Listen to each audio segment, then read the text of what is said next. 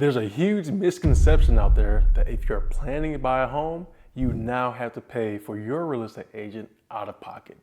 If you are planning to buy a home in the near future, this video is for you, so let's talk about it.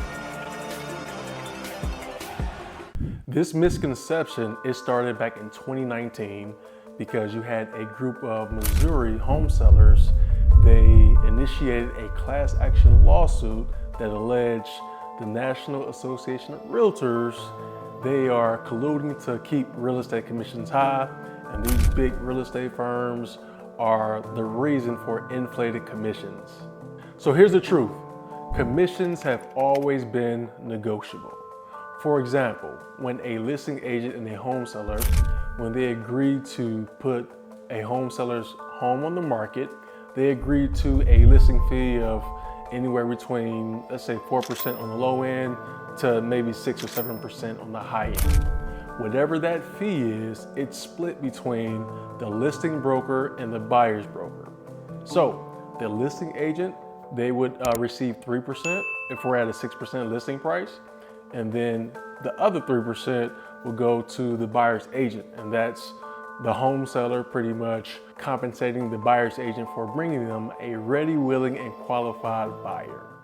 As a result of the NAR ruling, as of August 17, 2024, there are just two big changes to make note of. The first change is that buyer's agents' commissions, they are prohibited from being advertised through the MLS, and you would see those on Realtor.com or Zillow.com. As a result of the ruling, buyer's agents' commissions can no longer be advertised. The second biggest change is that if you are a home buyer and you are wanting to arrange tours with an agent, you now have to have a buyer's agreement signed prior to seeing any showings. Now, having a buyer's rep agreement, that is nothing new. The biggest change is when that agreement is signed by both parties. It used to be you would build a relationship first with your agent. You guys are showing homes, or it could be some virtual tours that you guys have arranged. Somewhere along that process, the buyer's rep agreement, it's signed. Now, as a result of the ruling, before we see any house or arrange for any schedules or tours or appointments, this agreement has to be signed before seeing any homes. This buyer's rep agreement ensures that the client has professional representation while out searching and the agent is negotiating on their behalf. So another misconception is that now that we have this NAR ruling, sellers are not offering to pay a buyer's agent commission. Traditionally, this has always been the case.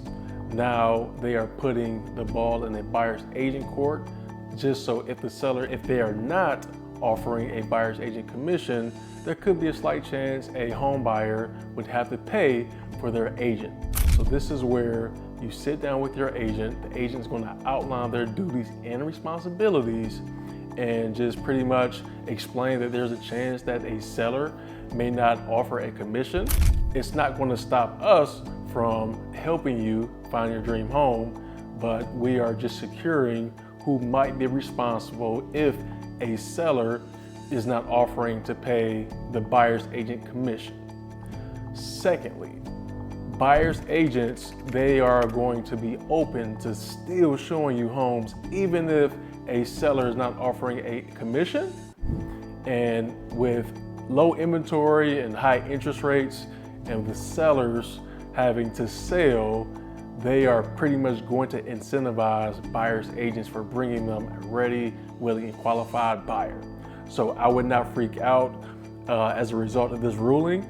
Actually, I have an article below that talks more about this, but the NAR in 2023, they released data that shows 89% of buyers, they've used a buyer's agent last year. So there's a huge need for buyer's agents, and it doesn't mean that you will go through this home buying journey alone. Here are three main reasons why you need a real estate agent when you decide to start your home buying experience.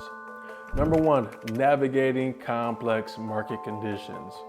Every market is different, right? Agents, we see many of contracts. We understand what sellers are needing. We represent buyers as well. We coach them through that whole process.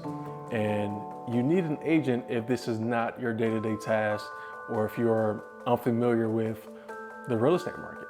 Secondly, we have access to off-market listings.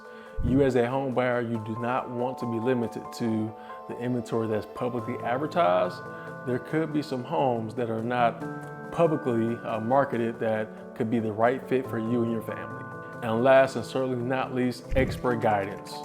If you have not written a contract for a real estate transaction, why would you trust yourself to do it alone?